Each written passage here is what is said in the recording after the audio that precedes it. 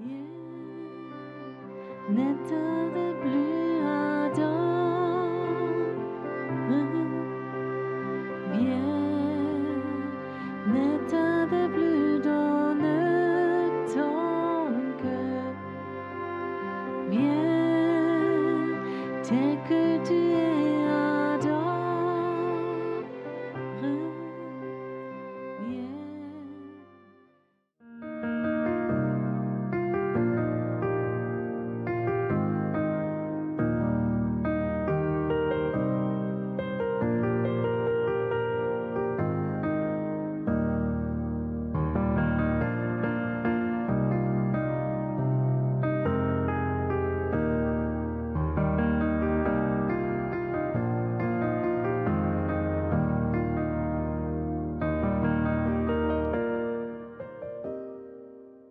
Schönen guten Abend und seid alle herzlich willkommen. Bonsoir à tous, soyez tous les bienvenus. Ich möchte euch 2 Verse vorlesen, J'aimerais vous lire 2 versets, wo Jesus gehabt hat mit et c'est ce dialogue où Jésus berühmter Theologe. discutait avec Nicodème, Jesus gekommen, wollte etwas un grand théologien. Il est venu à Jésus, il voulait savoir quelque chose. Il lui dit dans cette discussion, si vous ne croyez pas quand je vous ai parlé des choses terrestres, comment croyez-vous quand je vous parlerai des choses célestes ? Und niemand ist hinaufgestiegen in den Himmel, Personne n'est monté au ciel, si ce n'est celui qui est descendu du ciel, le Fils de l'homme qui est dans le ciel. Jean 2, 12, 13. dreimal dasselbe. Ce soir, j'aimerais vous poser 3 questions, 3 fois la même. Irdischer, schöne Qu'est-ce que tu Prediger veux oder entendre ? etwas vom Himmel? Des prédications terrestres belles ou quelque chose du ciel ? Du ciel, est-ce que vous êtes Wir sûr ? haben zu viel, auch in Gemeinden und in Je crois zu viel menschlich, aussi dans les conférences et dans les églises gehört. Und es war, où humain, théologiquement, tout était juste. On a entendu beaucoup de choses, mais ce n'était pas forcément ce qui nous a rendus mûrs. Mais je crois que le temps va venir où beaucoup de personnes vont prêcher, ils vont entendre ce qu'il y a au ciel, ils vont le prêcher, ils vont l'amener, et ils vont avoir des révélations. vor Courtement, j'aimerais vous raconter, 3 Tage habe ich den Notarzt il y gebraucht, a das ging noch gar nicht gut. 3 jours, j'avais le médecin en urgence, j'allais pas bien. Il m'a donné une piqûre, une perfusion. Infusionen gelegt, dann geht es ein bisschen besser. Und der andere Tag war ich noch ziemlich Après, j'allais un peu mieux. Der Tag drauf habe ich schon Le jour Traum gehabt. d'après, j'étais assez fatiguée. Et le jour d'après, j'avais un rêve.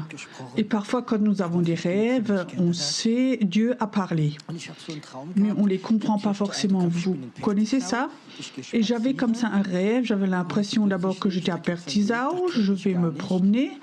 Et tout d'un coup, je vois, il y a un chemin, je ne le connais pas. Ich bin dann diese Berg hochgelaufen. Et ça monte un peu une montagne. Donc j'ai monté cette montagne et en haut, je vois un très bel hôtel. Il y avait de belles lumières. Vraiment un hôtel de luxe, un bel immeuble, ça m'attirait. Et je disais, il fallait que j'aille là. Je ne savais pas qu'il y avait cette rue, que ça existait. Et alors je voyais en dehors où il y avait de belles chambres et elles sortaient directement, elles avaient une terrasse et sortaient directement dans une prairie. Et je pensais, je m'assieds là, c'est tellement beau. Alors je suis allée là. Cette prairie a peut-être 20 mètres et après il y avait un fossé de 500 mètres, ça descendait. Il n'y avait pas de barrière, rien du tout pour protéger et ça peut être dangereux si les gens sortent des chambres et vont là, glissent et tombent. Et donc moi j'ai pas peur de cette falaise et j'étais assis un long moment. C'était beau et je voyais au-dessus du paysage les lacs et c'était beau. Et tout d'un coup, je sentais quelqu'un derrière moi, me donne la main, et je me tourne, qui ça pourrait être qui? Donc elle m'aide à me lever. Et je voulais dire, j'aurais sans doute aussi réussi tout seul sans tomber. Je regardais cette femme Et je pensais d'abord que c'était quelqu'un de notre groupe et elle ne me connaissait pas. Non, mais rentrez donc, la maison vous accueille. Mais elle disait, mais je ne suis pas client. Elle dit, ça fait rien. Je suis rentrée dans le couloir. Tout était très beau, luxueux. Et alors, j'avais remarqué derrière une grande salle et des gens qui faisaient la fête, qui étaient en joie. Et je pensais, est-ce que je dois rentrer maintenant? Oui, oui, vous pouvez rentrer, vous êtes bienvenus. Et je pensais, mais tout ça va pas ensemble. Je dois rentrer prêcher l'évangile ou quoi? Ou quelque part, j'ai l'impression que je ne dois pas rentrer. Et alors, il y a un homme aussi qui sort, qui demande si je cherche quelque chose. Au fond, j'aimerais bien rentrer. Le jour se couche et je ne suis pas sûre de trouver mon chemin dans les ténèbres, dans la nuit. Et avant de sortir, je regardais courtement dans une chambre, mais là, il y avait une vieille dame dedans qui était presque en train de mourir, toute vieille. Alors je pensais, mais c'était même pas un hôtel, c'était sans doute une maison de retraite, un rêve un peu bizarre. Alors je suis sortie, et effectivement, je retrouvais mon chemin, et je suis retournée à l'endroit où j'étais, et après je me suis réveillée. J'avais pas très bien compris ce que ça signifiait, et Dieu me disait, tu sais, le jour d'avant, tu étais au point où tu étais presque en train de mourir. Et ça, c'était ce fossé, cette falaise. Et l'ennemi t'a emmené dedans. Comme c'est confortable, la fin est beau et tout, et je sentais que c'était pas ma place ici, il faut que j'aille ailleurs. Et Dieu m'a parlé très sérieusement avec moi, et il a dit, tu sais, quand tu avais tellement de douleur que tu étais malade, alors je ne suis pas un héros. Je souhaitais en fait de tout mon cœur, Seigneur, si tu veux me chercher, plus de douleur, c'est beaucoup plus beau, les enfants sont grands, et tout va bien à l'église, je préfère être chez toi maintenant. Alors le Seigneur m'a parlé le jour d'après, il a dit, ça t'as plus le droit de faire. Il ne faut pas que tu appelles l'esprit de mort, mais l'esprit de vie, l'esprit de vie. Tu sais, parfois ça va tellement vite dans le monde invisible que nous avons désir de mort et l'esprit de mort vient. Et le Seigneur dit, j'aimerais que tu apprennes, Pierrot, quand tu vas pas bien, proclame la vie de Dieu sur ta vie. Jusqu'au dernier jour de ta vie, tu rentres dans ton appel. Et alors je me suis réveillée. Le Seigneur m'avait expliqué ça le jour d'après. Et après je me réveille, le Seigneur me dit, aujourd'hui j'ai prévu quelque chose de grand, comme une grande bénédiction. Je me suis réjouie. Je suis allée dans ma salle de prière, dans mon fauteuil. Le Seigneur me dit, maintenant, je vais prendre ton esprit. Et quelque part, je savais, je suis dans ce château à Schwetzingen et je traverse donc ce bâtiment dans l'esprit et je voyais qu'il y avait 7 ou 8 salles fermées à clé. Et derrière ces portes, il y avait des démons. Et je disais, Seigneur, qu'est-ce que ça signifie? Il dit, oui, il y a des pièces, il y a des choses occultes qui ont été faites, des malédictions, et là, les gens n'ont pas le droit de rentrer. Et je disais, Seigneur, qu'est-ce que je dois faire? Il dit, il y a donc des anges à côté de toi. Mets-toi devant ces portes et marche, passe devant. Et tout d'un coup, je voyais comme les portes s'ouvraient l'une après l'autre. Et le Seigneur disait, dans l'esprit, souvent, tu vas ouvrir des portes spirituelles. La Bible dit, je vous donne une clé pour ce que vous ouvrez sur la terre et ouvert dans l'esprit au ciel.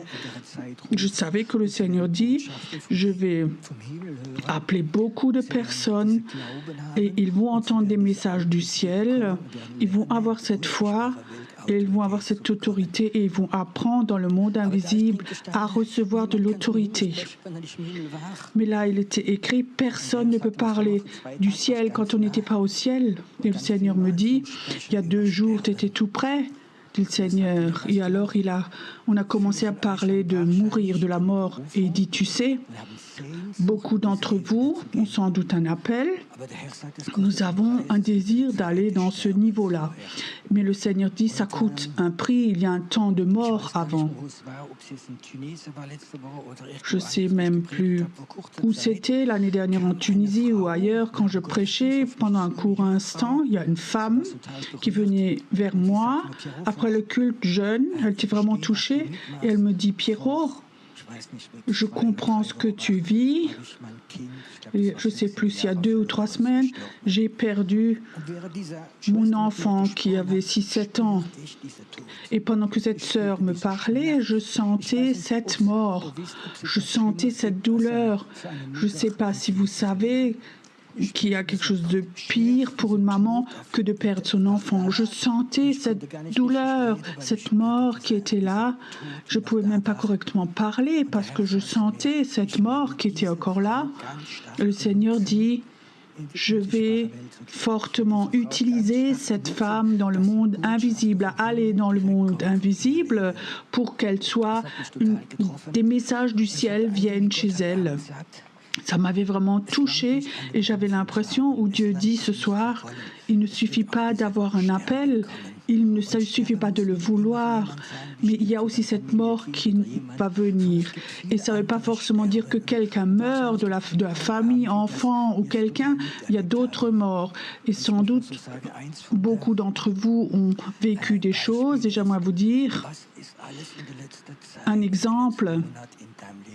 Tout ce qui, dans les derniers temps, dans les derniers mois, qu'est-ce qui est mort dans ta vie? Vous connaissez ça, vous avez une vision. Vous avez aussi des visions dans votre vie. Tu veux construire une maison, tu veux avoir une entreprise, tu veux avoir un travail et d'autres choses. Et tout d'un coup, tout s'est anéanti. Tu as tellement espéré, tu as tellement prié pour l'avoir. Vous connaissez cette mort où tu t'es marié et tu avais cette assurance avec un chrétien, tu ne divorceras pas. Et tout d'un coup, le mari te quitte ou ta femme et tu es là tout seul. Qu'est-ce qui se passe en toi? La mort. Tu ne peux pas le croire, mais c'est arrivé, c'est passé. Je crois cet appel de Dieu pour ce monde invisible va venir sur des personnes qui ont vécu cette mort ou ton meilleur ami. Tu as tellement eu confiance et tout d'un coup, il t'a tellement trompé. Vous savez ce qui se passe? Il y a quelque chose qui meurt en nous. Cette confiance dans les humains. Tu es allé à l'église et tu as tellement espéré. Tu es à un endroit, tu es aimé, estimé, tout est clean. Mais ce n'est pas toujours tout clean. Et tu l'as vécu. Et quelque chose meurt en toi. Je crois que nous allons dans un temps où Dieu va appeler des personnes et ils vont entendre le ciel. Ils vont avoir des messages du ciel. Ils vont avoir des missions du ciel. Mais ça coûte un prix. Dieu va parfois tout te prendre, tout ce qui t'est important. Il va tout te prendre et tu sais quoi? Ce n'est pas le diable, c'est Dieu. Moi, ça m'intéresse. Parfois, je suis curieux. Qui d'entre vous, les derniers temps, ont déjà vécu cette mort? Levez voir la main. Je crois que je suis au bon endroit avec le bon message. Je veux vous dire, le temps va venir où Dieu va appeler des personnes et tu ne vas plus abaisser les bases. Tu vas avoir des messages du ciel et tu vas les raconter à d'autres personnes. Et souvent, elles vont être confirmées 2 ou 3 fois. Nous sommes dans un temps où les messages vont venir du ciel. Nous sommes dans un temps où tout d'un coup, où des pasteurs tout normaux, où des évangélistes vont arrêter de prêcher ce qu'ils ont entendu 100 fois. Et ils vont venir à l'église et dire, ils ont un message du ciel. Ce que Dieu veut faire dans les prochains temps. Dans ta ville. Il y a un temps qui va venir. Je n'ai même pas fini mon histoire. Quand j'étais dans ce château, le Seigneur me dit après, le jour d'après, va voir là-bas et regarde le résultat, si tu vois quelque chose. Donc avant-hier, j'y suis allée Donc je suis allée dans la cour intérieure, il y avait peut-être 50, 60 anges qui étaient là, et je peux te dire, quand il y a quelque part 50, 60 anges, et la gloire de Dieu est là, c'est quelque chose qu'on ne peut pas oublier. J'avais l'impression que je dois juste rester debout là comme ça, et j'avais l'impression comme si les anges ont regardé et ont dit, toi tu es notre homme, tu es notre homme, tu es mon homme. Ma femme, tu es celle que j'ai besoin. Vous savez, les anges ne peuvent rien faire si les enfants de Dieu ne prient pas. Il y a plusieurs années, j'étais en France, dans le sud, où Dieu m'avait envoyé dans une ville pour prier. Et un soir, nous traversons la ville, nous sommes dans une rue, et dans une des rues, en haut sur la montagne, il y avait la présence de Dieu qui était tellement forte qu'on s'est arrêté et on se disait, qu'est-ce qui s'est passé? Qu'est-ce qui se passe? Le Seigneur me dit, tu as le droit d'appeler des anges. J'avais jamais fait cela. Et j'étais là, debout, et j'ai appelé des anges du nord, du sud, de partout, et tout d'un coup, il y avait plein d'anges. Et après, il y avait le chef ange qui est venu me voir et Dieu m'a dit, tu as le droit de communiquer avec l'ange maintenant. Et l'ange me dit, je suis l'ange de la ville et j'ai les plans du réveil pour la ville. Mais nous ne pouvons rien faire si les enfants de Dieu ne prient pas. Et j'ai appris que l'ange de la ville, vous pouvez aussi lire dans l'Apocalypse, l'ange de la ville a les plans de Dieu pour le réveil, pour cette ville. Mais si nous ne prions pas, et Dieu dit il est temps, et que les intercesseurs communiquent ensemble, pas des intercessions, on dit j'aimerais avoir ce travail, ces examens, mais pour construire le royaume de Dieu. Est-ce que tu as ce désir du royaume de Dieu? Est-ce que tu as ce désir du réveil? Est-ce que tu as soif que quelque chose descende du ciel? Est-ce que tu as soif que des jours viennent, que Dieu t'emmène au ciel et tu vas voir des choses du ciel? Est-ce que tu as soif de ce genre de choses? Je peux te dire, nous vivons dans ce temps et ce temps va venir de plus en plus, mais ça va aussi avoir un temps où la mort, où tout ce que tu as construit, Dieu va te l'enlever, va te le faire enlever. Maria Priane, cette femme de Dieu que vous connaissez, elle est allée en Afrique, elle avait plus de 60 ans, et elle me disait, Pierrot, j'étais mariée 7 ans, et mon mari est décédé. Je ne pouvais pas comprendre Dieu. Nous avons tellement prié pour lui. Et après, plusieurs années après, le Seigneur lui a dit, ton mari ne serait pas parti, tu ne serais jamais allé en Afrique. Parfois, il faut que quelque chose meure dans notre vie. C'est parfois très facile de dire, oui, Seigneur, je veux l'onction, tu as le droit de tout m'enlever. C'est très facile à dire. Et tout d'un coup, tu sens ton meilleur ami ne veut plus parler avec toi. Même que des leaders spirituels vont contre toi. Tu ne comprends pas, tu as tout fait juste. Au niveau de finances, ta fabrique fait faillite. Mon papa spirituel qui m'a le plus marqué ou touché, c'est Bob Mann. Bob Mann, c'était un homme d'affaires en Écosse. Un homme d'affaires tout normal, un peu chrétien. Et alors, il a eu le cancer. Et là, sur la table d'opération, Dieu lui a parlé. Tu vas aller à Majorque. Là-bas, tu vas avoir un hôtel. Là-bas, le feu de Dieu va venir. Et tu vas donner le feu de Dieu. Ils vont le porter plus loin. Moi, je suis une de ces personnes. Il a eu une mission de Dieu. Il a arrêté toutes ses entreprises. Il est allé là-bas. Et Dieu a ouvert les portes. Je veux dire, le temps est là où Dieu ouvre des portes. Le temps est là où Dieu ouvre des portes. Il va les ouvrir et les portes vont s'ouvrir, mais il a besoin de personnes. Il a besoin de personnes comme vous. Ce soir, j'aimerais donner un court message parce que je ne suis pas forcément très bien. Je crois, ces jours, on va vivre entendre beaucoup de choses du ciel? Est-ce que vous avez soif de cela? Beaucoup de choses du ciel. J'ai appris quelque chose dans ma vie. C'est plus facile de donner quelque chose à Dieu qu'il te demande au lieu d'essayer de le retenir, et il faut qu'il te le prenne.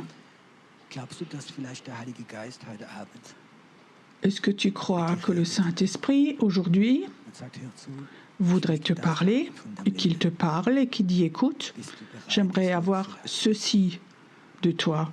Est-ce que tu es prêt à le lâcher? Est-ce que tu es prêt de lâcher ça? Est-ce que tu es prêt que je te prenne tout, que tu sois comme un Job pour t'appeler? Et tu dis, non Seigneur, moi j'aime tout ce que j'ai, je t'aime toi, et je me réjouis de ta bénédiction. Laisse-moi à la fin de ma vie aller au ciel, ça me suffit. Laisse-moi être un chrétien tout gentil. Ou est-ce que tu es prêt à dire, Seigneur, tu as le droit de tout me prendre? Tu sais, une des choses les plus dangereuses qui existent, c'est la bénédiction de Dieu. Nous avons tellement appris à être bénis. Il est écrit, on peut lire toutes les bénédictions, on va avoir cette bénédiction.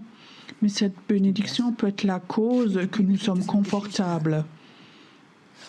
Dans la Bible, il y a une histoire. Moïse et le peuple d'Israël dans le désert, quand ils étaient là, ils sont sortis d'Égypte, ils ont été libérés.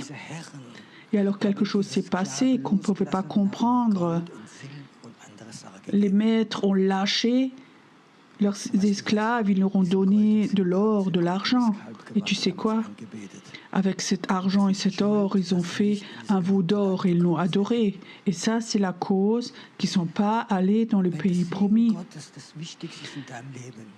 Si la bénédiction de Dieu, la chose la plus importante de ta vie, alors peut-être que de la bénédiction te fera un veau d'or, tu seras confortable, tu seras satisfait, tu racontes à tout le monde tout ce que tu as eu, comme Dieu t'a béni et Dieu t'appelle et tu te dis j'ai besoin de toi.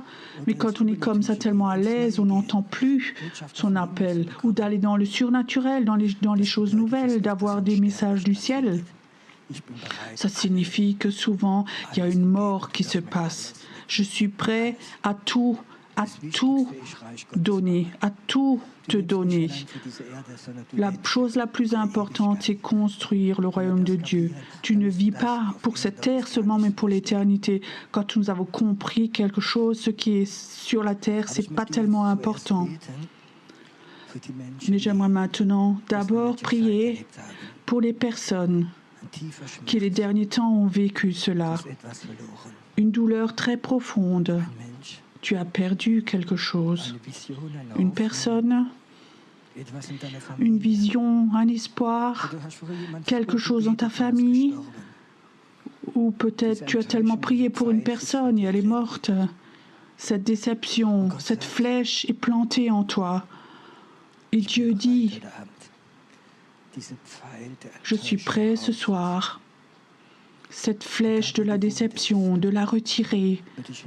Et là où il y a la plaie, dans cette plaie, je vais verser de l'or. Avec cet or merveilleux, je vais fermer cette plaie.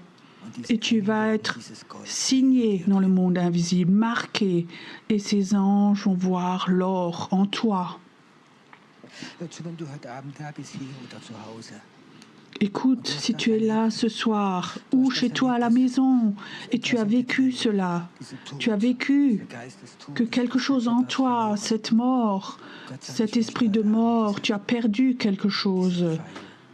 Et ce soir, Dieu dit, j'aimerais retirer cette flèche, et tu vas voir, comme ce soir, de l'or du ciel va venir dans cette plaie, et tu vas être marqué pour le monde invisible. J'aimerais que maintenant, que tu ne joues pas avec Dieu. Si tu es là maintenant ce soir et tu dis oui, cette douleur est toujours encore là, elle est toujours encore là. Et tu voudrais que Dieu retire cette flèche. Alors lève-toi simplement. Tiens-toi devant Dieu.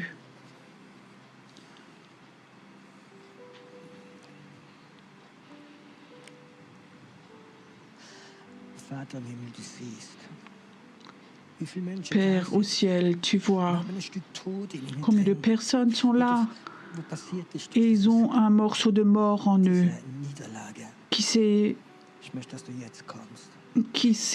produit venu par cet échec. J'aimerais que tu viennes maintenant. J'aimerais que des anges viennent du ciel maintenant.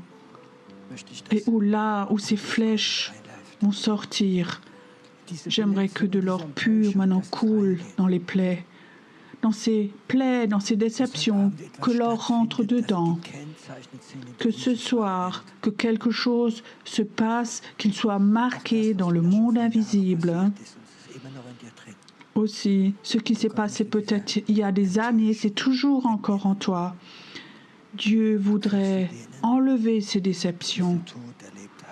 Tu appartiens à ceux qui ont vécu cette mort et ils ont surmonté cette mort, cet esprit de mort. Merci Seigneur, que les anges font cela ce soir. Que ce soir, que tu les touches, que tu vas chez toi et que tu sens, toi, c'est parti. Je suis prêt à tout donner. Il n'y a rien en moi, rien, rien, rien du tout.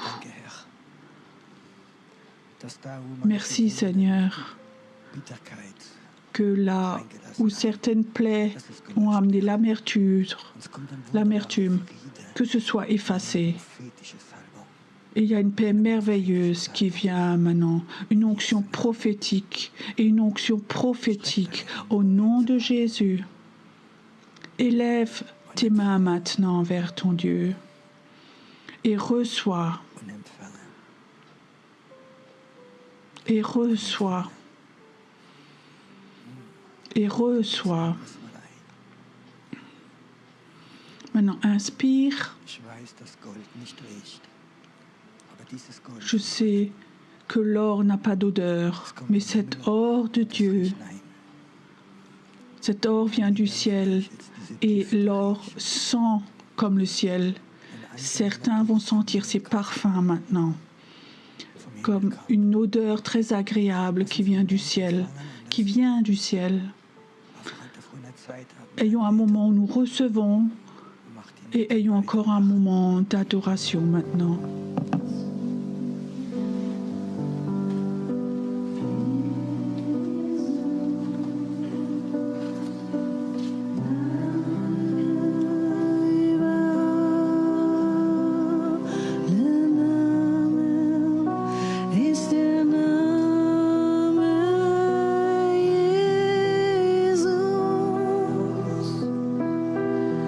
Oh, Jesus.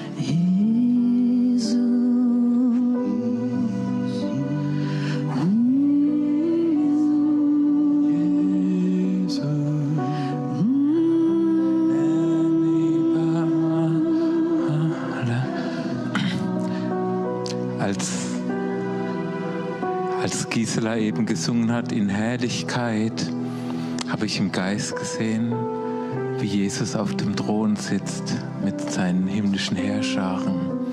Und wie er sagt, der Himmel, er ist offen über euch. Macht euch eins mit diesen himmlischen Heerscharen. Streck doch mal deine Hände zu deinem Gott. Ich danke dir, Herr, dass du jetzt jede Decke wegnimmst. Dass wir jetzt eins werden mit dem Himmel, mit dir, Jesus, mit den himmlischen Heerscharen, mit deiner Herrlichkeit.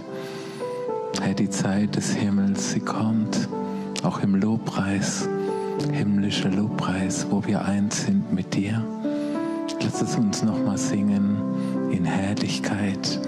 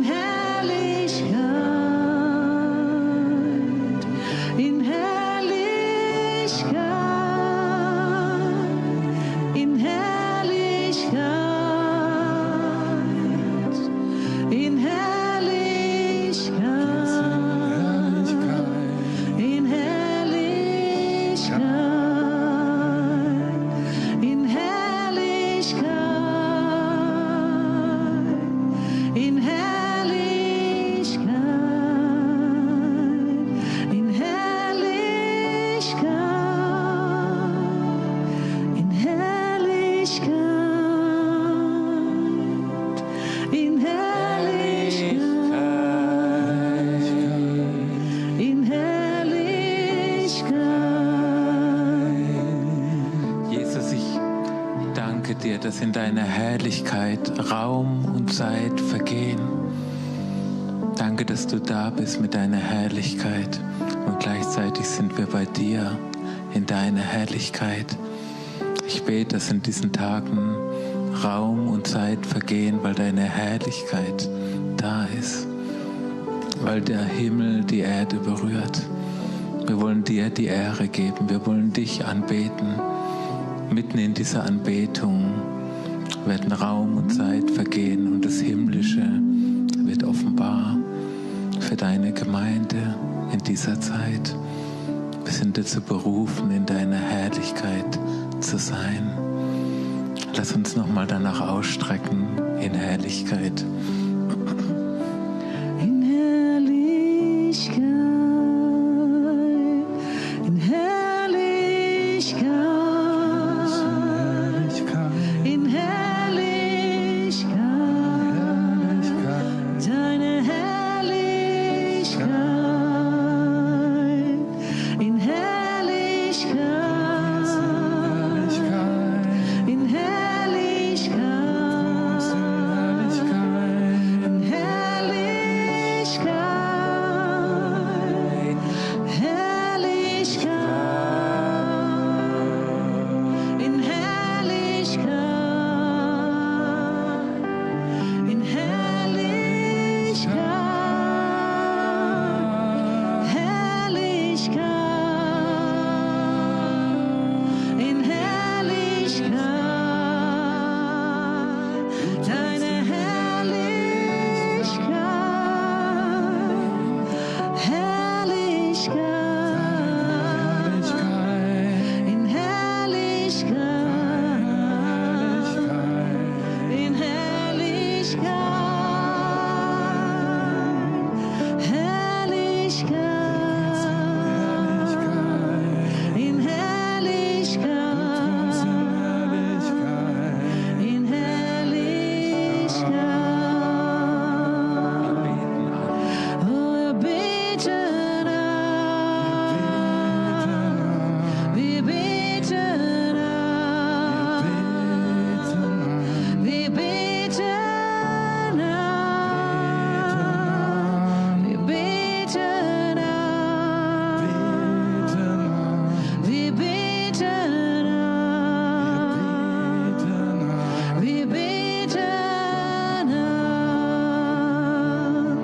beten an,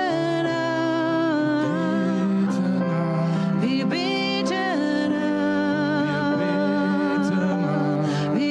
an, wir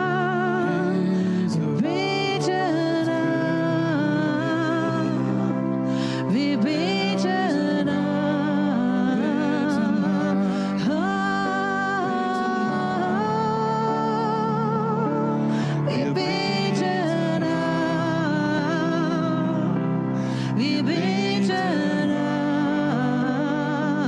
wir beten an, wir beten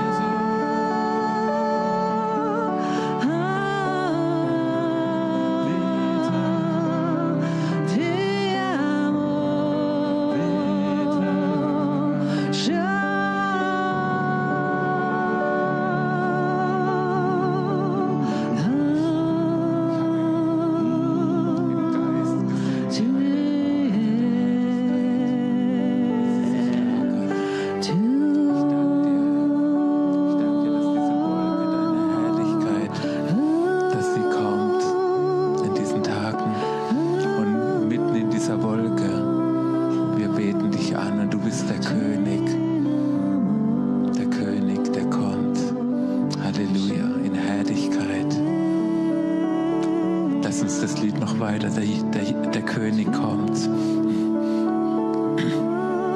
König, Komm. der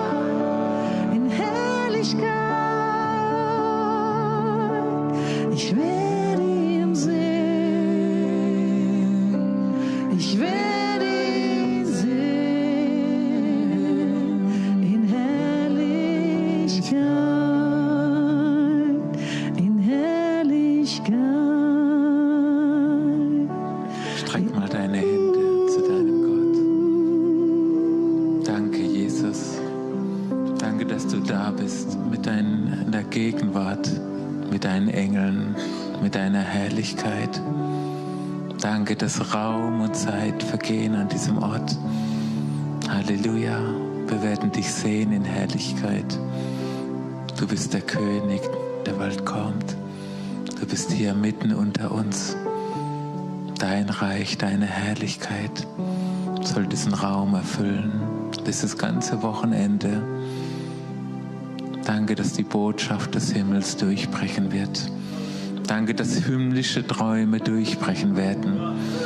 Vater, ich nehme Autorität, dass jede Decke weggenommen wird. Dass Männer und Frauen hier Träume und Visionen empfangen werden vom Himmel. Dass wir hier Träume und Visionen empfangen werden für Erweckung, Herr. Und Herr Jesus, wir geben dir die Ehre und wir wollen dich anbeten, Herr. Wir wollen eins sein mit dir, Herr, mit diesen himmlischen Heerscharen, mit den Botschaften, die du uns geben möchtest vom Himmel. Lasst uns ihn einfach noch anbeten in dieser Gegenwart.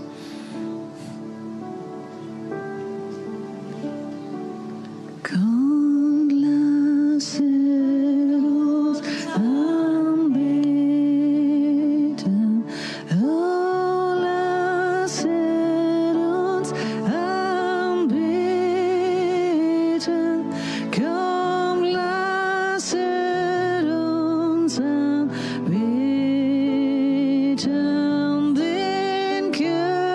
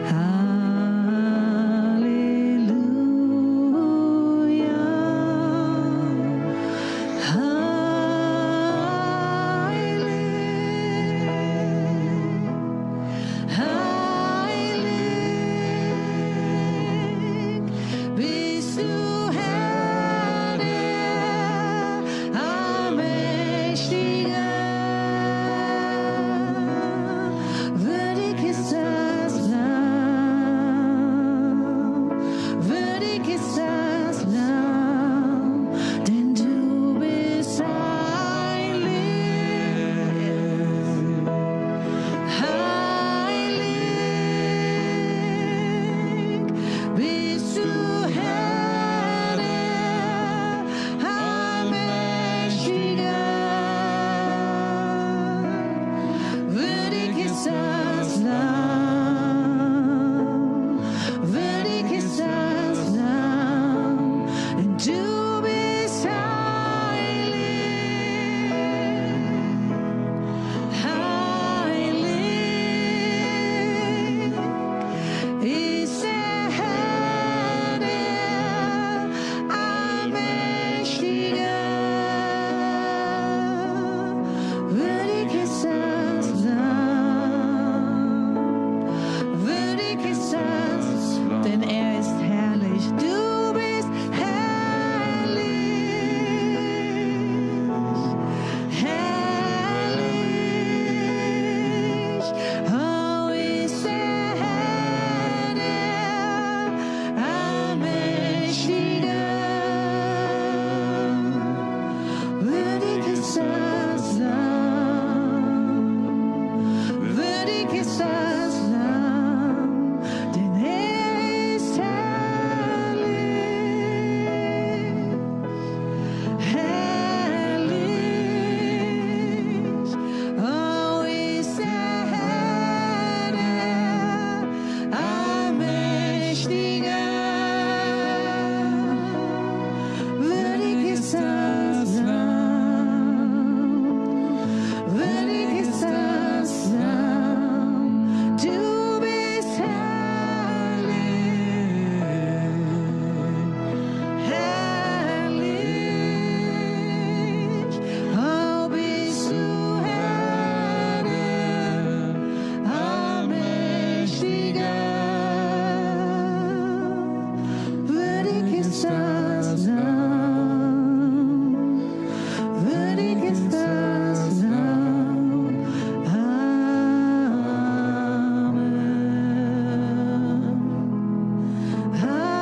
Amen.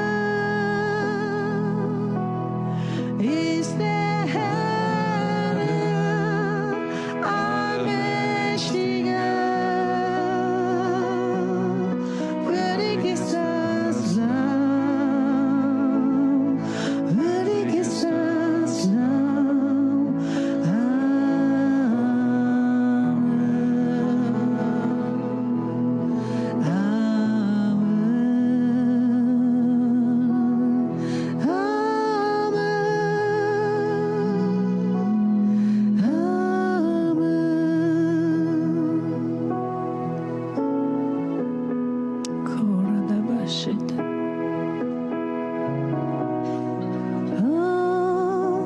Wir beten an, wir beten an, beten an Jesus an, beten an, unser König, der Herr, der Herr. Wir beten an, wir beten an, du bist König, König, du bist der Herr, der Allmächtige. Wir beten an,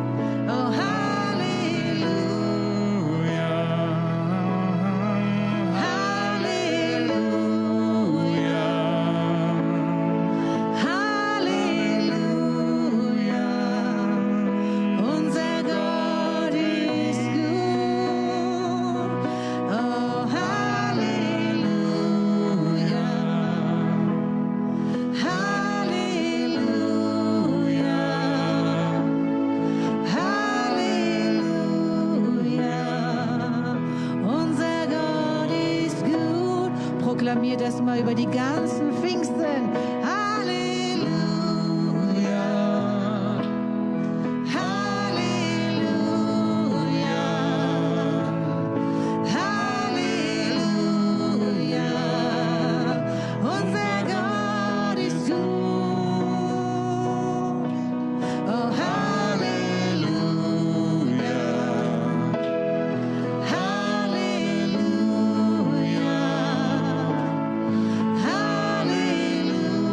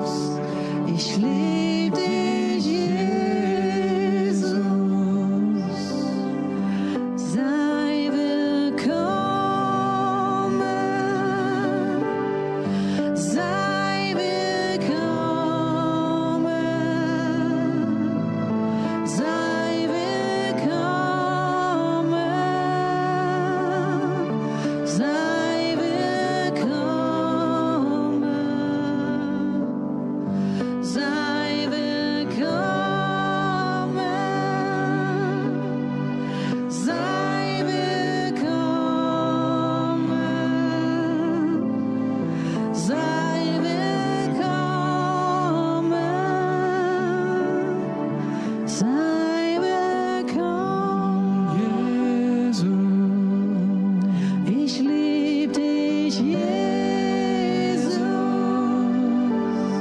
Ich lieb dich, Jesus.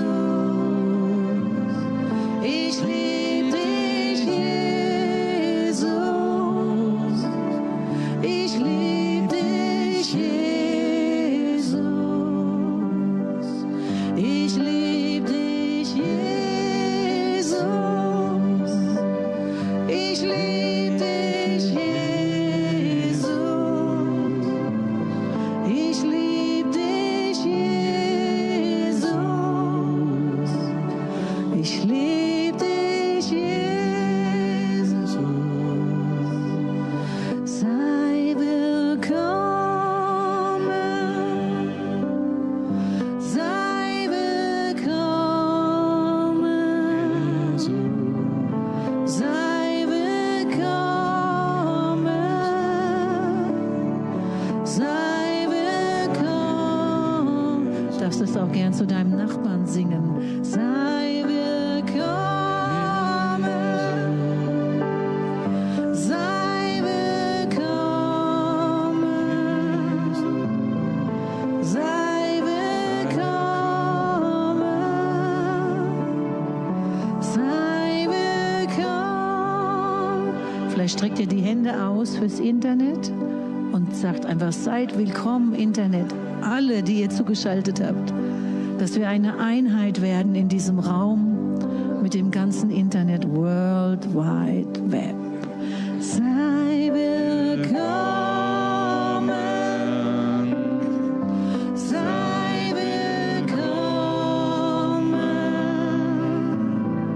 Sei willkommen. Sei willkommen. Sei willkommen. Sei willkommen. Sei willkommen.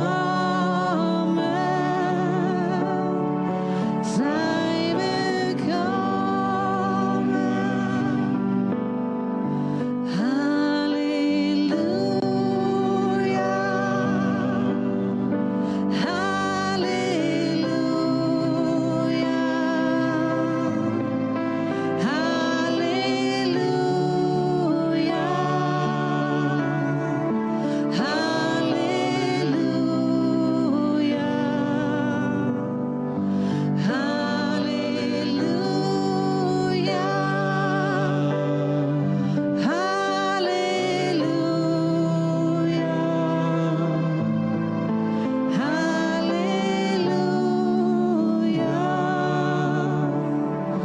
Halleluja.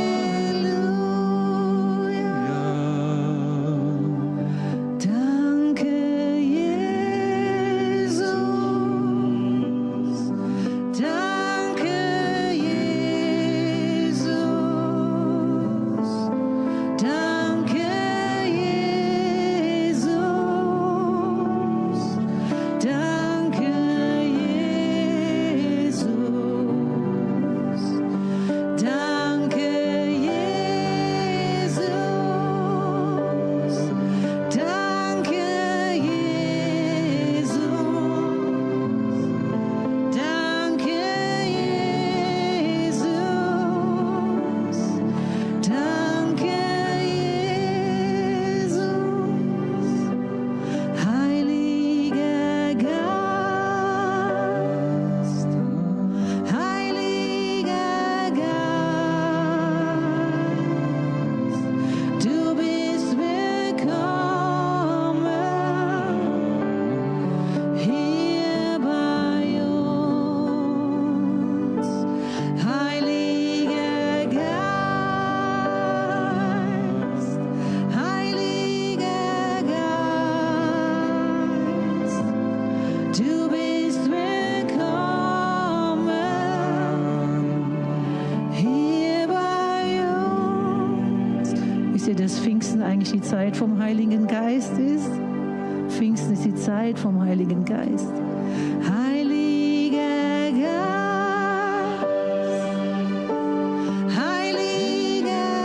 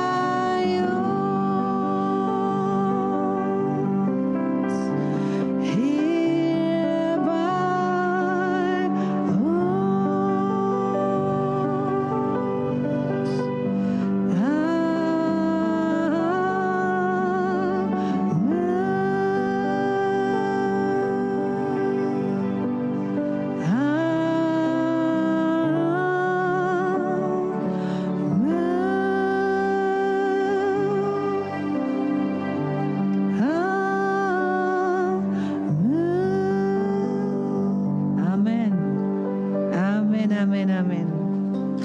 Amen, Amen, Amen.